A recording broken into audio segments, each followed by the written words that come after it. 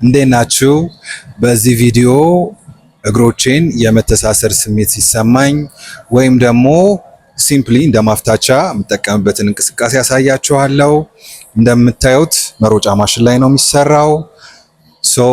በምን ዘዴ ይህንን የመርገብገብ ስሜት እንደምታመጡ እነግራችኋለሁ ማለት ነው። እና ሲምፕሊ ዘዴው ምንድነው?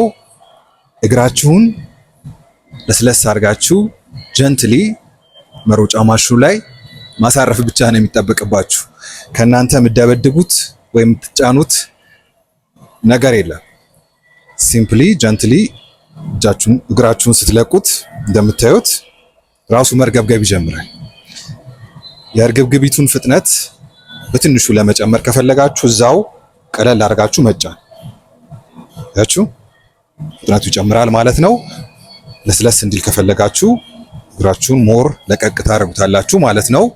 ከፈለጋችሁ ትንሽ ኢንክላይኔሽን ስትጨምሩ የተለየ መስላችሁን ያገኝላችኋል ከፍ ባረጋችሁት ቁጥር።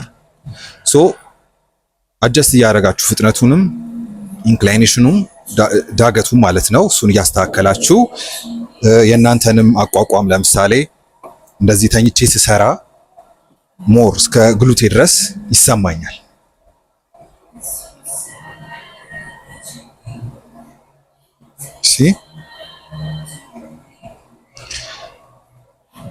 የታችኛውን እግሬን ብቻ ደግሞ ታርጌት አርጌ በደንብ እንዲሰማኝ ከፈለኩ ትንሽ ሸብረክ ብዬ ወደ ኋላ ጋደልላለሁ።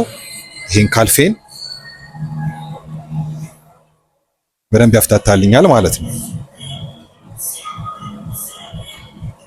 ስትለምዱት የተለያዩ አይነት እንቅስቃሴዎች እዛው ሰርክል መስራት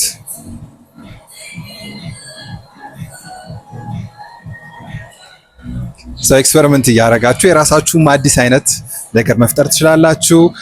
ለእኔ እስካሁን ውጤታማ ሆኖ በደንብ የመፍታታት ስሜት ይሰማኛል ይህን እንቅስቃሴ ከሰራው በኋላ።